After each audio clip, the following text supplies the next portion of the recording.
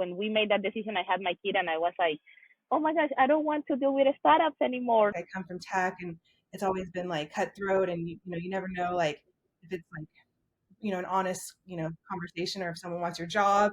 This is just a whole different like element. I'm very proud and impressed that we have learned that part. They shut us down, and we got fined, and it was like I remember crying to Katherin and being like, what did I do? Like, I didn't think about this stuff. It's coming or not, so I was very excited. I was trying to get a ticket, and then like it offered me like Tulum as a like direct to the airport, and I was like, oh my gosh, it's happening, it's real. This is the Sphere of Influence podcast with your host, Monie. Today's podcast is brought to you by Studio R45 and Riverside FM. Here, we discuss entrepreneur journeys, social media, marketing, and tips on how to become better entrepreneurs, which I always hope it helps you in your journey, because I think it's better to learn from somebody else's learning moments, aka failures, and successes, rather than making our own. And joining me today are two amazing women entrepreneurs. Both of these ladies have an extensive background in business, and their experiences have actually led them to open an amazing boutique hotel in Tulum, Mexico. So thank you for joining me today, Kristi and Katherin.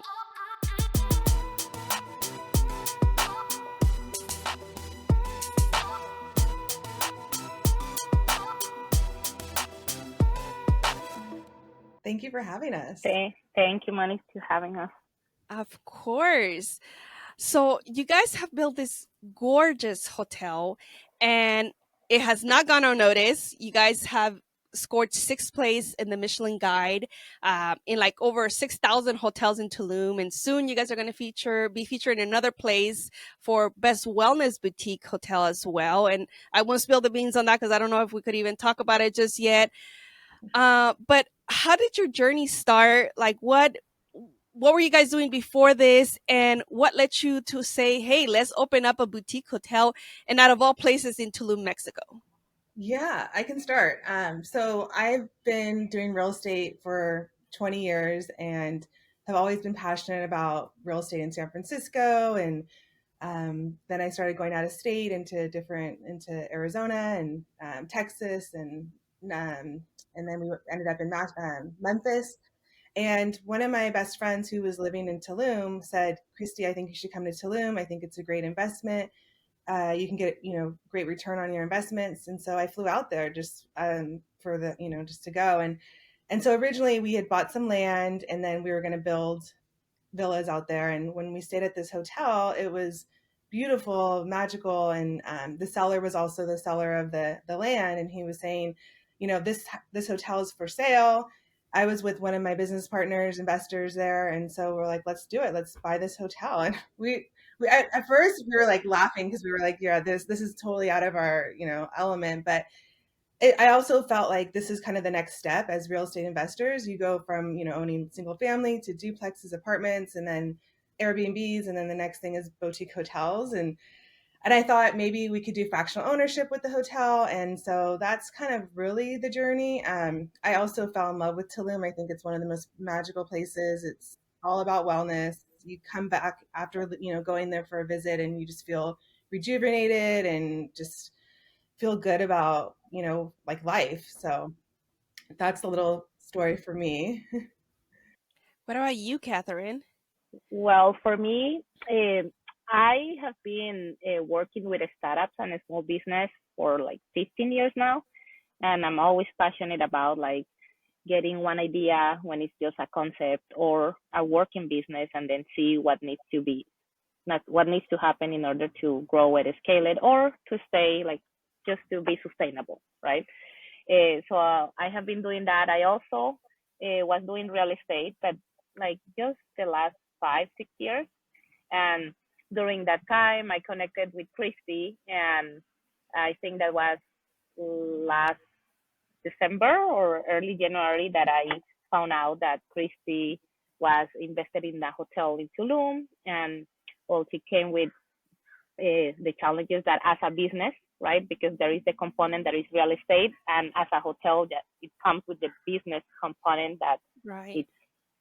it's another story, and it's the part that I'm passionate about. So she came and talked to me about it, and well, got my interested. I went to Tulum too, felt that yes, there is something special there, and saw the potential of what type of business it can become, what brand it can become, and how it's like the perfect timing to merge both worlds, right? The real estate and the business as a mechanism to deliver value.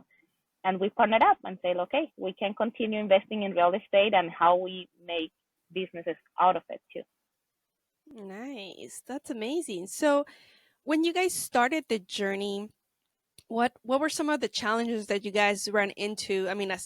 I could imagine one of the first ones being is you guys are here in California and Tulum is in Mexico. So, but what are other challenges? What are some of the main challenges that you guys ran into with this project? I would say it was, we had to learn the laws in Mexico, and we had to learn just how everything is operated as a business. And for me, I haven't really done a lot of due diligence on the business side of in Mexico. So it was dealing with a couple different lawyers, trying to navigate. I'm the buyer of a hotel, but I also am dealing with the sellers and trying to navigate that piece. Also, um, there was some like hiccups along the way in terms of money and like how we actually got funded for the hotel. So that took a lot longer than we had anticipated. And then I think also some of the really biggest problems, or I think the hardest part, is keeping um, our team aligned and making sure they want to stay at Era, because they can get offered other jobs for higher pay. And so it's really kind of keeping that culture together at the hotel. And that's something that, we're always constantly working on, because it's so important that we keep this brand and we keep, the hotel alive with the people that work there. And I think that's, one of the biggest challenges, is just making sure that they're aligned, and then we can move forward to maybe owning a second hotel and keeping our staff with us. Got it. Yeah, I think that for me, I feel that uh, aside from like learning the regulations and laws in the region, it's more like I'm Colombian, so I live in US, so it was like getting in in connection back to that in our countries there are regulations and systems that you cannot follow fully those systems because nobody does. So it's kind of like getting into that, like you need to learn something, but then when you're inside you need to learn that nobody follows that. So it's kind of this struggle between like you're trying to follow the regulations, but then nobody follows. So how Right. you manage that? Like you want to be in compliance, and at the same time, like people work differently and they just build different there. So it's I see that here it's more like a straightforward. You follow the process. It is what it is, and then it's like Yes. you get to where you want to go. And over there, even if you think that it's gonna go that way, it's like no, but it's in paper. No, like it doesn't matter. So that is a big challenge, I feel. And as Kristi said, and then the second part is like the people, right? Like working with people while we honor like our beliefs and how we both like to do business and how we believe in what a company needs to have as culture. Over there, it's hard. Like Mm, the culture is wired differently, so how we can merge both and get to have harmony in the work environment and respect uh, their the way they work, but also like showing them there is another way too, and that we can take care of one another, and that we want them to grow, but they also need to want us to grow. So that has been an interesting journey there and challenge. mm. That's interesting. That didn't even cross my mind. But yeah, I'm actually Ecuadorian, so hey neighbor. So, but it's funny because I grew up out there and I came here when I was fairly a teenager, 13 years old. Um, but it is a different mentality that the way that people have, where here in America is very much go go go, work work work, and the cultures and the values over there are more family oriented, and there's is just completely different. So that seems like a very big challenge. So how were you guys able to meet in the middle with the two, like merging the two cultures and the expectations of the two? Well, I feel that, as you're saying, is trying to find like the synergies. Like the way that we like to build companies here and businesses is most likely like, I think that we use a lot those, like, those values, that value system. Um, Kristi also has some Latin background, Mm-hmm. so I'm Yes. Nicaraguan, Guatemalan. yes. So I Latinas in didn't the know, Money, house. that Whoop whoop. Yeah. yeah, I didn't know that you had like background from Ecuador, so you know how that works. Um, so I feel that we use like the processes and systems that we have in place to build companies has we have embedded that value system, like it's there. So I think that when we try to do it there and to have a merge, it's just that they see that it's the same. It's just that they see it from a different angle. Because, for example, uh, when you were saying, yes, it's very family oriented, and here people are go go go. But if you see like you spend at work or in a company like most of your time. So right Yes. now you see here that cultures are progressing, like organizational cultures are progressing, and saying like no, like it needs to be a family here too. So it's Yes. kind how you say like you guys have the perfect value system. You know how a family behaves and needs to cooperate in order to thrive. What if we do it at work? What if you see like that this is your family too? And family, not just because you need to work for us, it's like, no, let's really apply the concept of family. Like, let's have leadership by context. Let's take care of one another, as I was telling you. Like I watch your back, but you watch mine too. Like we are a Right. family. It's not just like Mhm. I'm the boss and I'm paying you, therefore you do whatever I want. Like, so I think that it's just showing them by example and with like concrete applications that in the company we can have a family structure too. Right. And uh, and I think that ultimately I use that example that a family, even in our value system in Latin America, but it still is a business. Like if you see it, how it behaves, like there is revenue that comes to the family, like there are roles that each person of the family plays, there are roles, responsibilities, like there are outcomes, there are goals that they have. So it's like maybe they are not selling a kid, but still there are the function is very similar. So it's just showing them that part. So they apply that they are great at those values that are already in their genes into the work environment. I love that. I love that. Yeah, and Mm-hmm.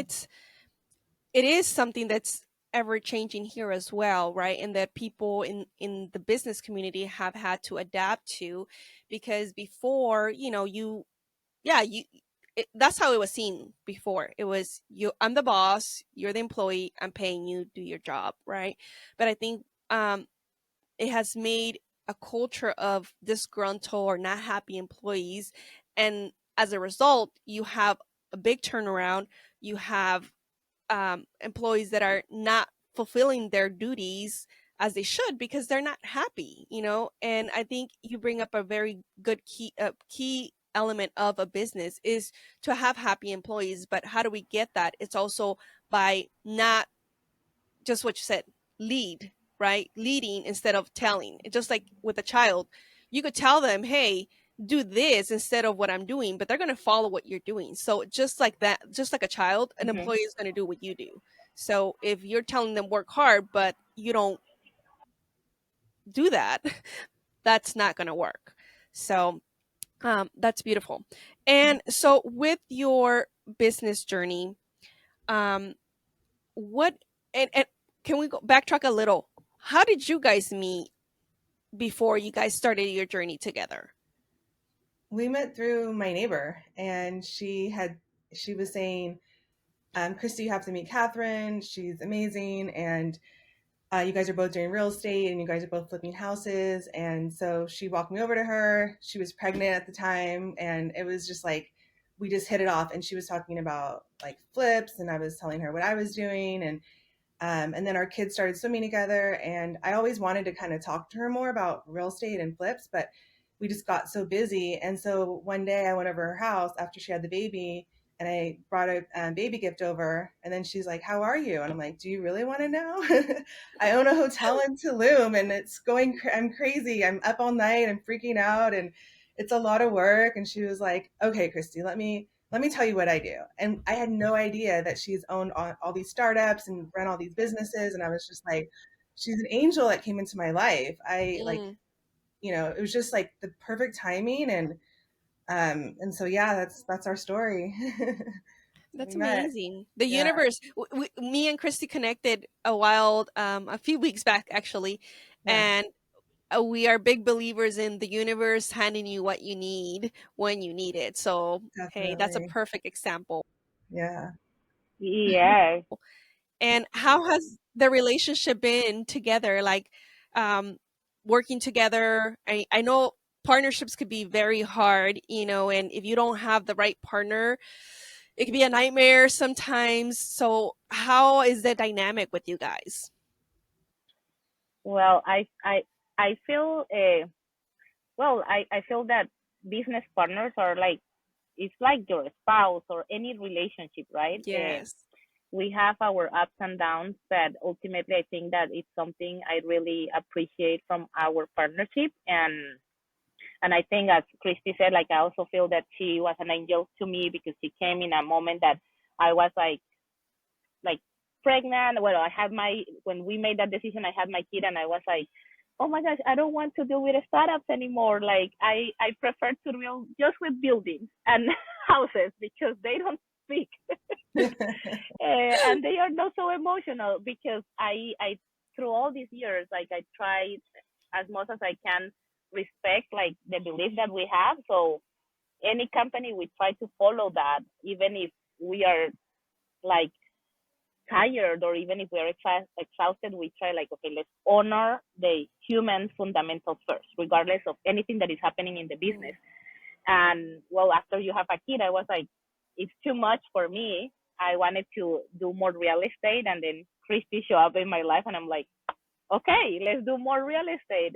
It was perfect fit. Um, by coincidence, we ended up in a business again, which is something that the universe may be telling me, as you said, believe. But our relationship, I feel that I appreciate that we found each other in a moment that we we had something valuable to offer to one another. Uh, we both have weaknesses and we have the strength. That through this time we have learned how to really take the most from our strengths and like value what we each are good at.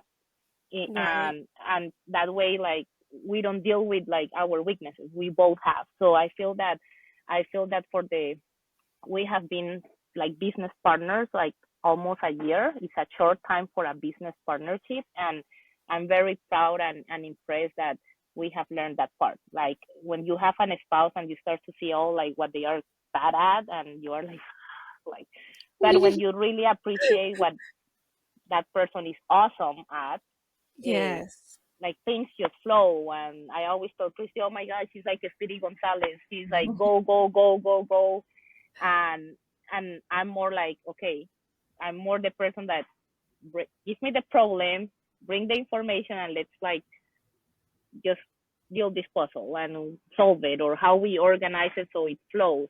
So I think that is the perfect combination because she's always there, it's always going.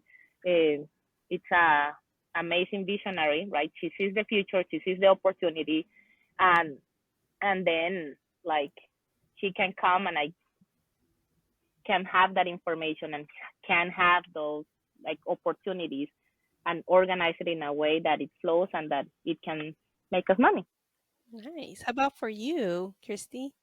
Yeah. So I mean, I would say the same. I'm more like, I wake up and all I think about is like how I'm gonna think about real estate, or think about the hotel, and think about business strategy, and meet people and relationships, and just go, go, go. And as soon as I have an idea, or I think like, okay, like I'm ready to like move forward, I tell Katherin, and she's like, okay, Kristi, like, let's think about this. Let's get it in a sauna. Let's, organize everything and get it, in a process. And, but I mean, she's so amazing with like the operations and the money and all of that. And that's one of my things that I'm like, I don't want to handle. I don't want to deal with the money side. I'm not, I'm not a numbers person, but I will like meet people and love talking to people. And I think that's great about Tulum is that you really have to kind of network in Tulum and build that community and relationship. And so that's the part that I think we work really well together because I don't speak fluent Spanish. So as soon as I meet someone, they're like, yes, I want to help with ERA.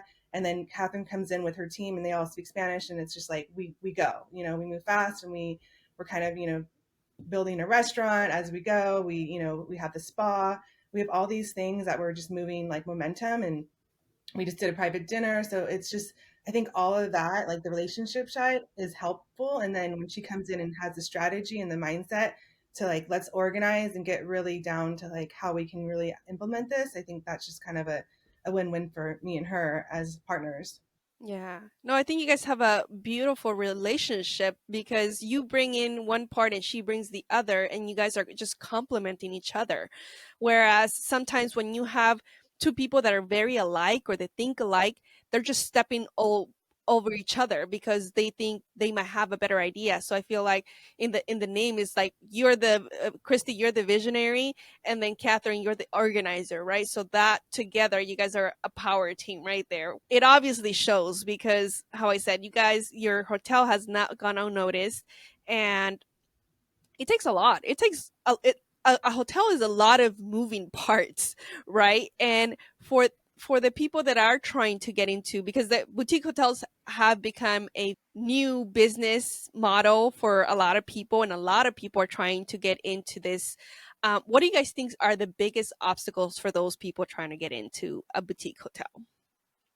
I would say the first thing is depending on where you're located. So if you're located in the United States, I think it's going to be a lot easier. But if you're doing international, I think it's going to be harder. But the price point is going to be completely different. So, if you're looking to do something in the States, it's going to be triple the price. So Right. that's, I think the biggest factor is like where you're going to go, number one. And then two is how are you going to get financed? If you're going to get financing if you're doing it in the US, you have to go through, commercial lending and things like that. If you're doing it international, you can do it through like collateral of your properties. That's how we did it. And then I think also is knowing that you have a team there, because I think that was like our biggest, fear was that we were working with the previous teams and we didn't really have our own team. And Katherin had another girl named Katherin who was running one of her other companies, and she came and she flew from Denmark, moved to Tulum to help us run the hotel. And I think, again, we have another angel like who's at our Mm. hotel every day, who we trust 100%. And I think that just makes the flow really well. Like it just all works together, and we trust her 100%. We let her kind of make the decisions, and we're just like the next level to, authorize everything. But so I think those are kind of the three things that you really have to focus on. Would you agree with that, or do you have something else to add, Katherin? I agree with that, and like I feel that uh, something something else to add is that I feel that for a hotel, I feel that the person, like before making that move, needs to really know where is that person going, right? Like why a hotel just to buy a hotel? Unless you want to move there and live in the property and you be the manager of that hotel, yes, no brainer, do it. You will figure out how to do it. But if it's just as investments and it's like, oh, I want to go to that level, it's more like have the roadmap of like why that action and what is the next one, because the key component is that you build your structure and systems that allow you to go into that route, let's say, because just doing it for just for one boutique hotel, I would say like it doesn't make sense unless you want to like do more, or if you want to be in the region, like if you want to live there. But as an investment, I think that you need to have a plan of why you are doing that and what are the next steps already lined up. Yes, I love it. Planning and making sure your systems are correct. Yeah. So, Yes. yeah. And I know that sustainability and eco-friendliness has become like a very like big important part of the hospitality industry. And is this a big part of your hotel? And do you guys think others in the industry should also be like considering these practices? Yes, it is. Actually, in Tulum, a there is a law that allows you to like be part and be like, how can I say that, like recognized for that sustainability practice. Uh, we definitely believe that the business needs to have that. Uh, Again, it's a challenge for us in Mexico to. There is a great area in our countries between saying that you do that and actually doing it, right? Right. And how those that really do it, like what are the like, I don't know, financial component of it, right? Because when you do that, obviously there is an increment in your expenses are higher. Right. uh, your practices incurring to additional expenses that you usually don't have. So there is not too much uh, regulations there that help the business to actually practice sustainability and be eco-friendly. So I feel it that it's more something that people are using for marketing rather than actual practice. So I think that we are in the middle of the journey, Monie. We know that it's important. We do it. We try to do it. We don't know if like we do it 100% because there is nothing that we can follow. There are like real regulations. We do it with what we have learned from here. Mm-hmm. Uh, that we are just waiting and seeing if the government over there start to support more those initiatives and be able to be like fully certified and knowing that it's like everybody's walking the talk in regards to those topics. Mm. Yes, agree. And it's kind of a gray line too because I think a little bit more proactive here in the US, but Europe definitely beats us by a milestone, right? Is they are have completely changed their laws out there. Their all their packagings. I believe by 2025, every single place that serves food has to have recyclable containers.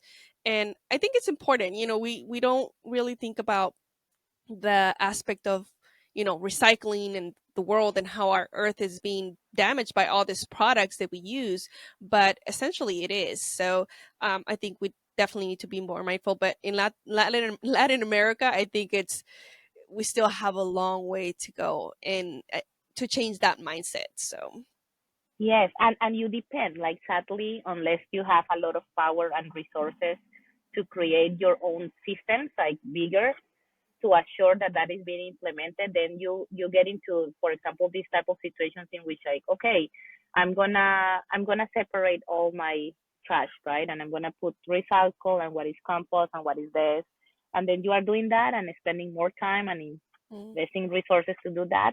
But then the system that already the government has, then and everybody knows that takes that is separated and put it in one place regardless. So oh it's like, gosh, wow, yeah. defeats the purpose. Yeah. Mm-hmm. Yeah.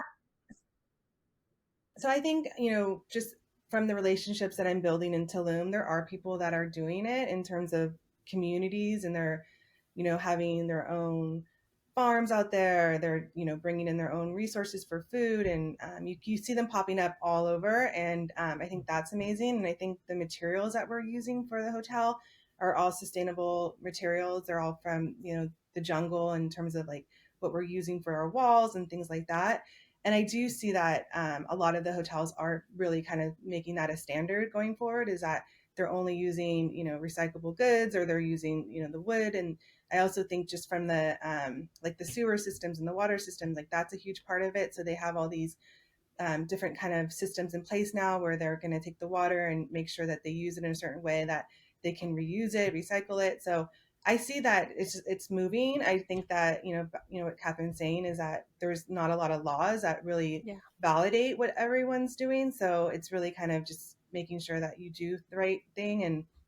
And I see that, there are people that are building these gorgeous hotels that are doing it, and we're kind of on that track as well. Yeah, but I know that from the research that I done as well, you guys have also incorporated some of that into your building and into the materials that you guys use. So I know that you guys Absolutely. are already there as well. So Yeah. I think it's a step in the right direction. So boutique hotels are known to be unique and have like bring personalized experiences.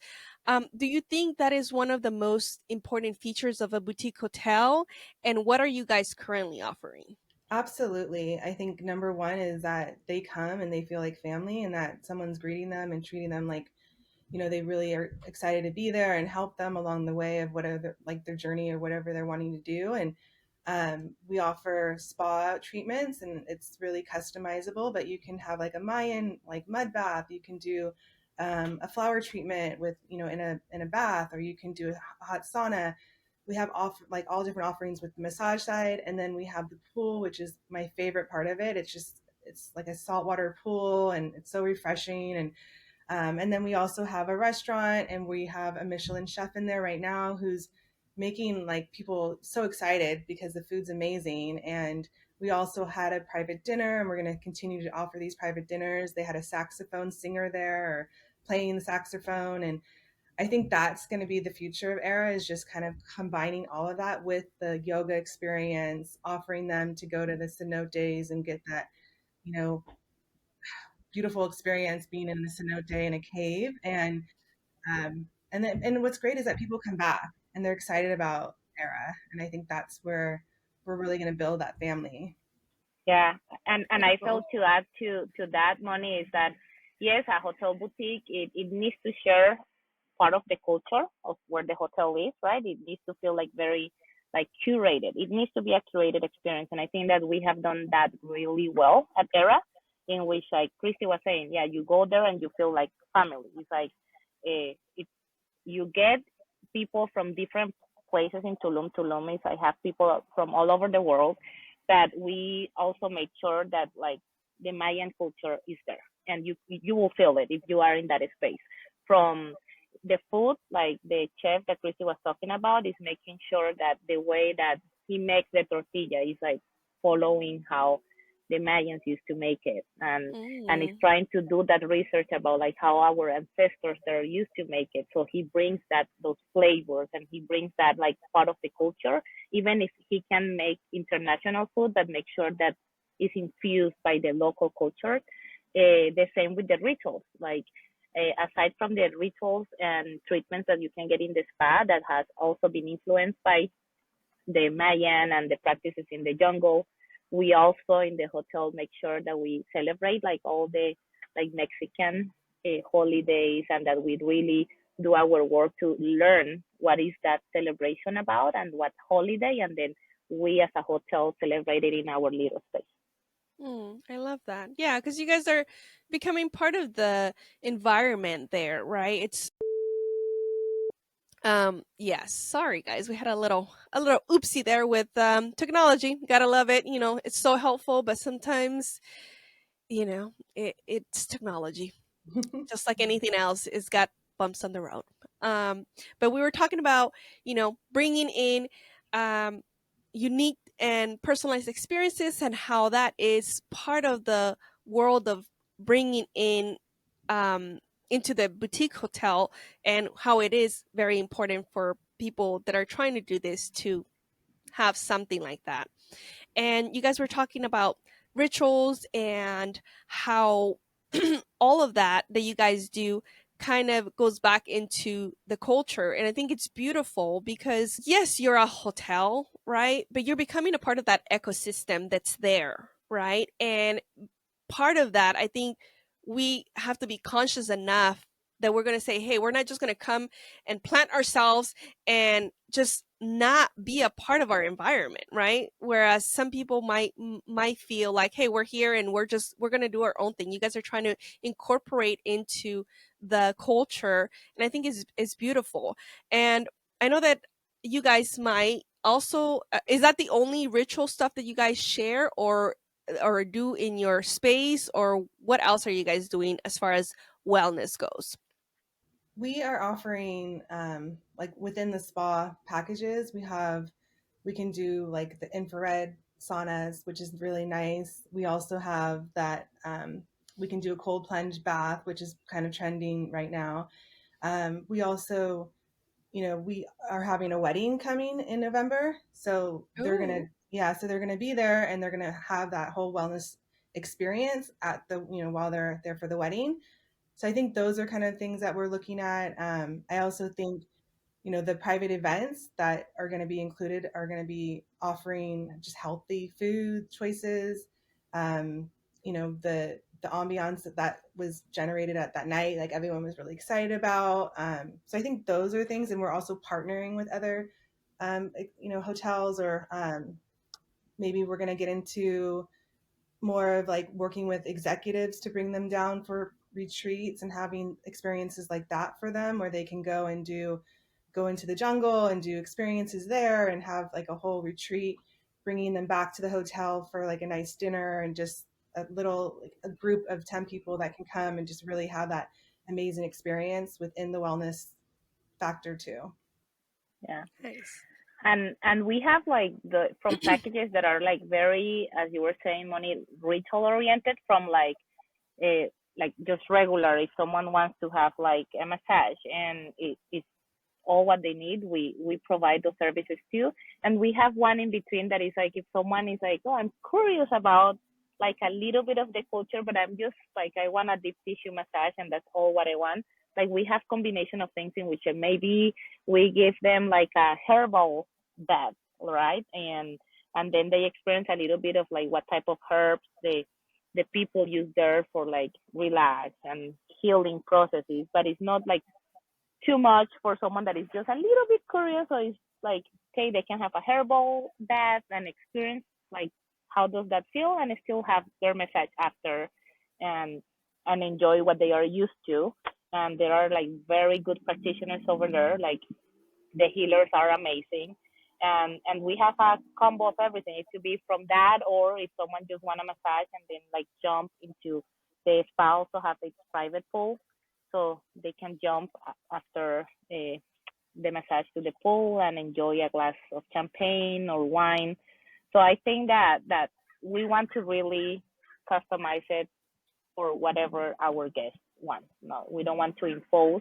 We just want to show them a little bit of what it feels like, what is the culture there, but it's up Yeah. to them about what experience they want to have. Of course. It's wonderful that you guys are providing the services, right? And it's just up to whoever comes, whatever they feel comfortable with, right? And those are options that not like, especially here in the US, we're not very aware of those because I feel like, and I hope this doesn't sound ignorant, but I just feel like we're much younger as a country here in the United States, right? But I feel like with other cultures, like Latin American cultures, we have a lot of passed down treatments, that a lot of people think they're woo woo, or it's just like it's not your modern medicine, so they discount it. And I think we're progressing back into kind of really looking at, oh, hey, this might actually help me. But if we're not aware of those, then how can we know? So I think it's beautiful that you guys are introducing it for people, and if it piques their interest and they try it, then they could see for themselves if it's something that's going to help them in their journey. So Absolutely. Yeah. what are you guys if you guys don't mind sharing, what are you guys revenuing in your hotel currently? I'll let Katherin answer first. So Yeah. You're like, talk to the numbers, girl.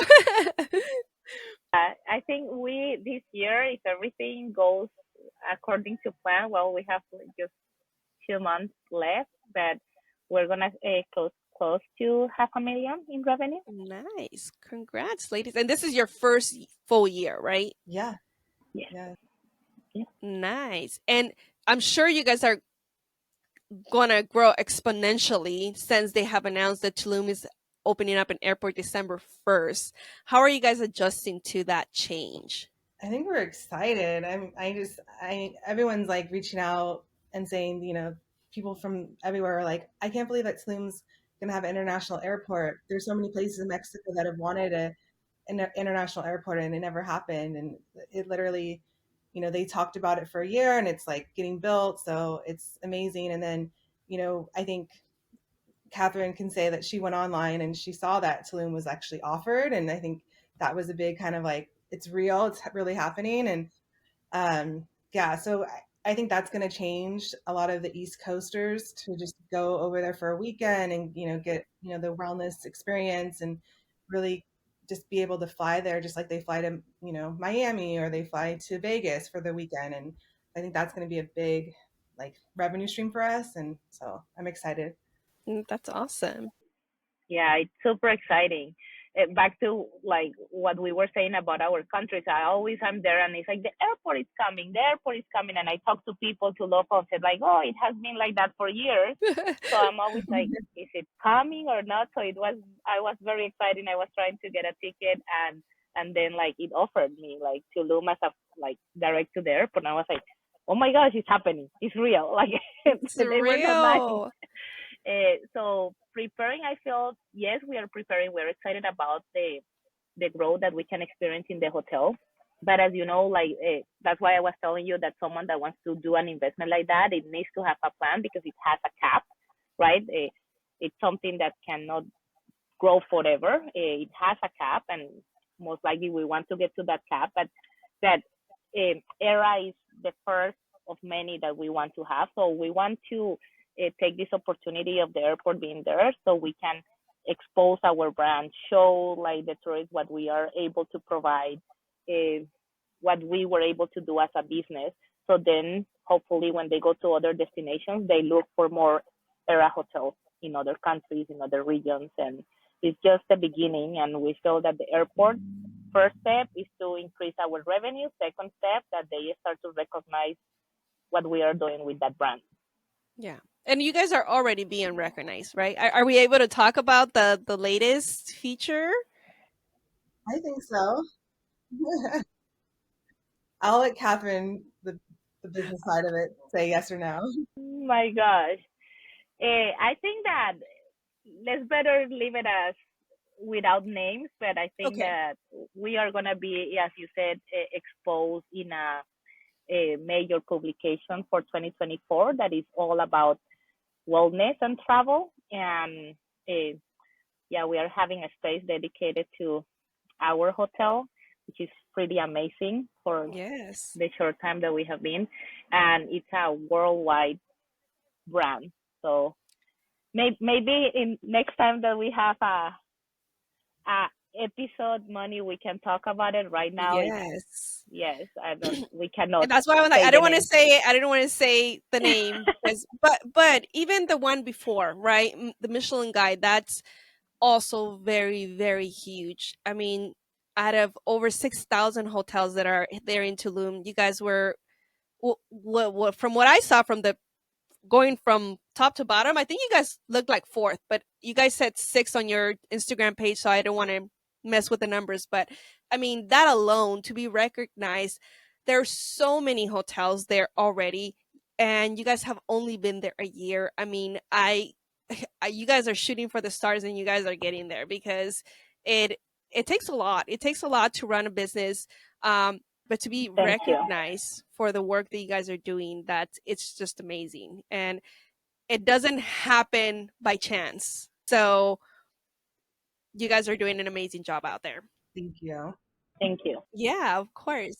And for the people that don't know about how far the hotel I'm sorry, the airport was before and what they had to experience, so normally, right, what would you say was the experience for the guests that came in to Tulum, as far as like flying in and drive and all of that? It's a journey. Yeah, I mean, you fly into Cancun, and especially for the West Coasters, you have to you fly usually overnight. And so then you get there in the morning, and then you have to rent a car or take there's a local bus that you can take. And it takes about 2 hours on a good day. If there's traffic, it can take 3 hours. And you're just exhausted because you have been just traveling all night. And so yeah, it's a long journey, but as soon as you get there, you can just relax. And I think that's what we always do. But it'll be so nice to just get a direct flight now and not have to go and to that extra 3 hours of traveling and commuting. So that's amazing. I'm excited. Yes, and there's so much culture there, right? Like with the cenotes and all, like the rich Mexican culture there. You guys have Mayan ruins that are very like nearby. One of the very few that have like limes that are made of limestone. So it's just like there's so much culture. So you guys, whoever wants to go and have an amazing time, you guys have to go, and don't forget to book with Era. Yeah. But so to finish this up, we're going to go ahead. I'm going to give you guys a rapid round, and I'm thinking about how we're going to do it because usually I ask a question and but we have two people. So I don't know if you guys want to each give your own, or should you would take one and one each would take one. What do you guys, what would you guys feel like? I think we both can answer them. Okay, perfect. Yeah. So first one, what is one thing you wish you knew before you started this journey? Ooh. I think I wish I would have known how hard it is, and it's going to be a lot of long nights and a lot of stress. And I think I walked into it just kind of with the real estate mindset that like I'm going to like buy this hotel, I'm going to renovate it, and then I'm going to flip it, and I'm going to do fractional ownership, and that's it. So I think for me it was just like learning the hospitality, and that was like a huge part that I didn't really think about. But what has been amazing about it is everybody in the hospitality industry has been with open arms, willing to call me, help me. Anytime I have a question, they're like, whatever you need, Kristi, we're here to help you. And it's such a nice feeling versus like being in tech. I come from tech, and it's always been like cutthroat, and you never know like if it's like an honest conversation, or if someone wants your job. This is just a whole different like element. Like everyone's just so willing to like be your mentor and help you grow, and how do get to the next level in a hotel. So I would say that was my learning lesson. How about you, Katherin? Eh, for me, I think that I wish I was aware. Like I feel that was more awareness of like reconnecting with like where I come from. I think that I jumped to the journey thinking like from my US experience. Like I don't know how to articulate that. It was more with the the knowledge that I have gained here, what I experience here with the companies, the way that I do things here. And I think that I didn't allow myself, or it was not in my awareness that I'm gonna go there and I'm gonna work with people that are in a different mindset, and it can be good too, but it's different. So I think that when I jumped, I wish that I took the time to bring that to my awareness, allow that to bring like, hey, how it was when I was working in Colombia or in Panama. I also lived in Panama, right? I went more with my US mentality around like the teamwork and Right, working. right. What is one of the most like the parts that has been the most challenging in this project, and what did it teach you? I think you kind of covered it already with Yeah. Whew. No, I think I haven't answered that one for me. So when we bought the hotel, we were so wrapped up in the real estate and like getting like legal paperwork done and like making sure we're all set with that we didn't take the time to really do the inventory of the restaurant and really check the restaurant. And so 2 months into the restaurant, they shut us down, and we got fined. And it was like, I remember crying to Katherin and being like, what did I do? Like, I didn't think about this stuff. And I'm going to actually tear up now because it's something that I don't do. I don't usually skip a step, and I skipped a step, and I like was just really like, next time I ever do this, it's such a learning lesson, is to never like skip one little thing. Like you think, you think you have it all, you think you figured it out, but it's like, you got to take a step back and really like evaluate every little thing, because that restaurant being shut down for 2 months, it hurt us, and it hurt our Right. revenue. And so that was something that I was like, never again. Like, we're going to make sure we do all the inventory of every little thing. And so that's a good learning lesson for us. Nice. And don't be hard on yourself. I know it's I know. easy. It's easier to say that from the outside, right? Because I know how it feels like when we make a mistake, right? And it, because of our mistake, things were didn't go as planned, or just like it was a setback. But Yeah, just like you said, if you didn't have that learning experience, like now that you have that learning experience, I feel like you become more aware of what you need to do, right? And absolutely. for anybody out there, like, don't be afraid of making mistakes, right? Don't Yeah, let one mistake define you. Define yourself by making a mistake and making it right. That's what it's all about. absolutely. Yeah. Well, for me, I feel that it was like it's a life lesson. As I was saying, I was in a space in my life in which I I didn't want to deal with people.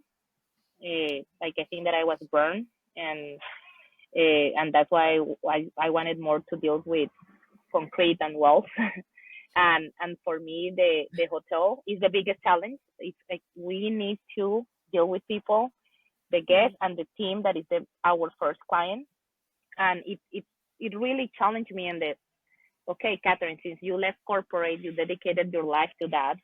Like, do you want that? Like, are you still mm, in for that? It came back without asking, and and I feel that it keeps teaching me that no matter what we do, even technology systems, businesses, right? Like to build a house, it's pretty the same process. If it's a small house, a bigger house, you need like the engineer, the architect. There is a process, and that can be very mechanic. Sure, there are many ways to do it, but ultimately, it's the same process. That's how I see building a business. Ultimately, what will make the difference is the people behind the business. mm. So I think that that Yes. has been the major challenge in Tulum. And for me, the lesson, and I keep learning that, is like, do you still want to commit that for the rest of your life? Keep, like I said, like I build people to build businesses. Mm. Do I want to commit still to that? And maybe when Chris and I talked the first time, I was in a space of like, no, like I don't want that. And the hotel like got me to like, yeah, it's freaking hard, but I want to do that. It's beautiful. Beautiful Yeah, realization, right?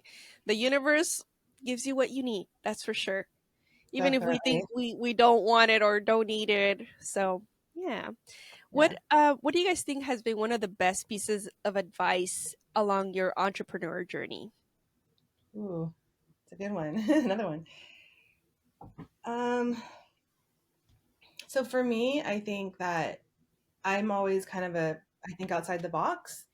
And, one of my mentors always told me, go with your gut and go with like how you like first feel about something, because people are going to try to come in and tell you not to do it. And, I even got to the point where, I was in the hotel and someone was like, they're going to take you, it's like, I was like, no, like I'm buying this hotel, I'm going to do it, and it's going to be successful, and no one's going to like come in my way and tell me it's not. And I think that's like how I've always kind of lived my life, is that if I see an opportunity, whether it's in real estate or, in this hotel, I'm going to run with it. And, everyone's going to say like, oh, it's so scary, or I'm so scared, or, it's a risk. But it's like, no, just go with how you feel, because your Mm, confidence is going to get you through that. And you're going to be able to like take it to the next level. And so that's just how I've always handled business. And I think that's kind of where I like, when I start to question myself, I think back to the first time that I felt something and I'm like, no, my gut said to do this. And so I yeah. kind of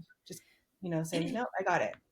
Yeah, I love that because a lot of people are going to give you advice based on their experiences, right? Absolutely. And sometimes, unfortunately, people that are not doing a lot of things with their lives are giving you life experiences or life advices that they don't even take, right? And so sometimes you have to break into your path and do your own thing and fail and grow and do it all over again to know that you're doing what is right for you. So I think, yeah, just what you said, it's so important to know, just do what's right for you. So how about you, Katherin? Uh, for me, wow, there are so many things, but like what resonates this in the last few months is that uh, when you are gonna start something, it's like I feel that allow yourself to imagine what's possible. Like I feel that people to be in the goal or get it done, like forget that is a piece that is very important. Like if you whatever comes to your mind, like our brains are wired to protect us. Like biology, it's Yes. survival. So if it comes to your imagination and you allow your brain to just imagine, then grab into that because it's possible. Like our brain won't allow us to not even see a picture of that if it's gonna threaten our life or it's like it's risky, and then grab that and try to feel like where can I find the resources, people, other minds to help me. Sometimes we imagine and we have no clue how to do it, and it's fine. But because you don't know how to do it, that doesn't mean that it is not possible.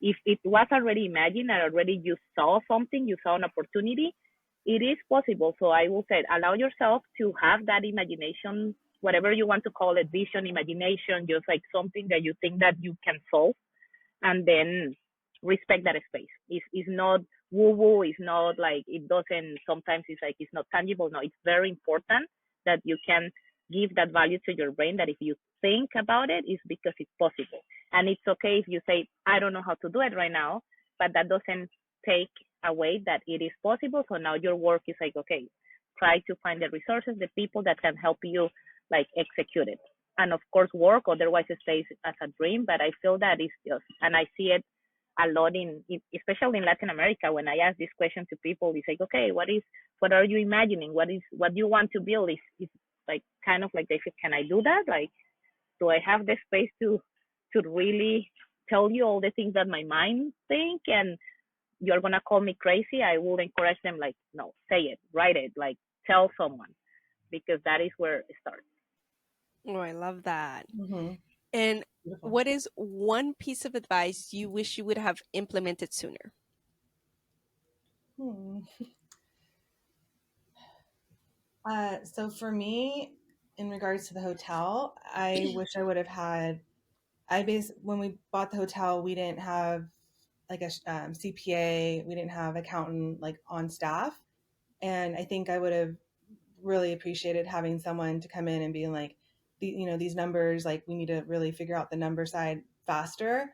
And instead I kind of trusted the process. And so, that was a lot of stress that I didn't need if I just had someone to kind of like be like, no, Kristi, like, or yes, this is a go. And usually I do it all by myself, but I think I would have started it with someone that was like just a numbers person to help me kind of get through it. Yeah. For me, it's a Kristi set up a meeting like long time ago with someone that is very successful in Tulum, and he has many businesses.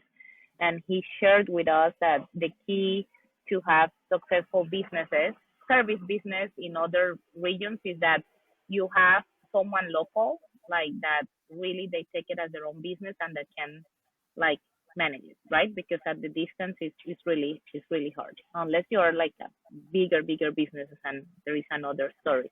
So I feel that uh, maybe because we were not seeing the full spectrum of how things were, like I feel that was not in the plan. Like we heard the advice and then we waited longer until we actually did that. And I feel that if we and we tried then to go ourselves at the beginning and do it ourselves with our own hands, and maybe it was part of the process for us to learn it and see how it feels. But I feel that if we had that sooner, we could be with better numbers by now. Absolutely. Part of the journey for sure, but yeah, sometimes we shoot ourselves in the foot by not taking people's advices in certain ways. So yeah. And then it's tricky because then sometimes we, talking back to like, hey, taking advice, and sometimes we're like, should I take this advice, should I not take this advice, what is the right thing to do? But it's hard, it's a hard balance. What would you guys say is one of the most satisfying aspects of what you guys do? Uh, so great question again. I would say for me is when we're there at the hotel and we see the guests and they're happy and they're smiling and they're talking to the staff and they really love what they are experiencing. I think that for me is, like what the only thing I think is just that making sure that they're happy. I also think having the employees be happy too and keeping that relationship and making sure that, we are friends of them, like I want to make sure that they can call me if they want or call Katherin if they want, and they have that friendship side of it. And then I think just that they feel what Tulum has to offer, which is like the whole wellness side is like they can go to yoga, they can go get, they can do a Temescal treatment, they can do energy healing, Reiki. There's so much to do there, and I even did magnetic work. I mean, there's anything you want. Like they have some type of healing experience there, and every time I come back from Tulum, I feel that, and I feel it from Era too. It's just like I come back and I'm like, all right, I feel calmer, and I feel like I can really just change like my perspective on life, because when I'm in San Francisco or in Nevada, I'm very like go go go, and like I'm just always really kind of stressed. And so when I come back, I'm usually like, all right, I take a deep breath, and I'm like, I'm ready to like do it in a different way with like more calmness. Yeah, we're restored back to life, huh? Exactly. Yeah. Yeah. Yeah. I think that for me will be more seeing how all of us grow from it. Like that's the Mm, like I feel that seeing Kristi was talking about the dinner that happened last month, and how like people, when you give them the platform, the resources, they can create amazing things, and then see mm, how like they also overcome challenges and they figure things out, and then they have like amazing results. It's kind of like when you are yourself in the go go go, you don't have the time, or you don't do it like to recognize that you also have learned something new and you also have grown. mm. So for me, it's very good to see them on that, because it helps me to like, wait a second, like, yeah, if I see changes in Kristi, or if I see changes in the team, it's because like they are my mirror. Like I'm also Right. changing, I'm also growing. So that is those moments that I'm like, when I notice the change, then I'm like, oh my gosh, like I'm also growing. So it is worth it, and we are growing on all aspects. So I Oh, enjoy that's those moments a beautiful. lot. Yeah, yeah, and it shows that you care, right? Like not only about yourself, your team, but just like overall, like you're caring. You guys are very caring individuals. Like I could like when I as soon as I met Kristi, and we haven't met in person, Katherin, but like just from talking to her, like I could like there's this energy of like that you guys emit, and just like even now talking to you, like I could see how much of your heart goes into this hotel and the people that you guys are working with and your employees. So this is beautiful to be a part of it in a very small way, right? But just to experience it. So Yeah. Thank you. if you guys had one message for entrepreneurs that are trying to get their boutiques, hotel boutiques started, what would that be? I think you have to just like, if you have a vision and you want to do it and you are, worried or scared that, you might not be able to get it done, like just like take the steps to, find a mentor. You can reach out to us and ask us like how we did it and how we can help you. And, we're willing to like kind of give you that knowledge because we didn't have it, and so Mm, I think it's really important just to have someone that like has done it before to kind of really get you to that level. And I think from like Instagram and all of that, like you do see people starting to own boutique hotels, and you can follow them on Instagram and see that. And I think that is really like, reach out to any of us to really understand like what it takes to do it. And I think at the end of the day is that just, if you're scared, there's all the reasons why to be scared, but take the risk. And Yeah. And if Yeah. if you really want to own a boutique hotel, I think it's an amazing experience, and you're going to grow from it and learn so much. And I think it's going to be a rewarding experience too. Yeah. And to continue to that, just pay attention to what she said, guys. Like sometimes we're afraid to reach out because we might feel dumb for reaching out or at a place for trying to ask questions, but don't be afraid because the people that are doing it are not afraid of sharing their information. They're not they're willing to go the extra mile to talk to people. So if you're out there, whatever you're trying to do in whatever field you're trying to do, reach out to that person that it's already doing it and ask them, ask them if I mean, is there something that you could do for them? Just don't stop yourself because you don't know something. There's people out there doing it. And if you can't pay for a mentor to help you, get in the rooms with the people that are already doing it and pick their brains. So Yeah, I love that message. I think that is pretty accurate. And also, if someone says no or shows that doesn't want to give it, that don't think that everybody's like that. Like even Kristi and I have had the experience that through all our entrepreneurial experience, we have reached out. We want to talk to someone. We have reached out because we wanted advice or we wanted to pick brains or we just wanted to say hello. Like we are building the same, and some people are there that will like don't want to look at you and that's it, but that you take the no as like it's not everybody. There are people out there that is willing to share, that wants to share, and that will like embrace what you're doing. So I like that message a lot. And for me, something that I saw with this hotel and Kristi, and I think that that maintains the flame, like the energy alive, is that hopefully they pick a region that they are curious about, like their culture. And because I think that that curiosity is what is gonna maintain that energy of like wanting to do, wanting to learn, wanting to portray, not just pick something because it's the new trend or just pick something because it's like, oh, the numbers look good because numbers change. Like what is gonna yes. keep that business alive is that energy of the founder, of whoever wants to do it. And I felt Kristi was very curious about Tulum, and she had some like deep reasons why she wanted that place. Some unknown, some she knew, but I think that that connection to the land or the region is very important. Yeah.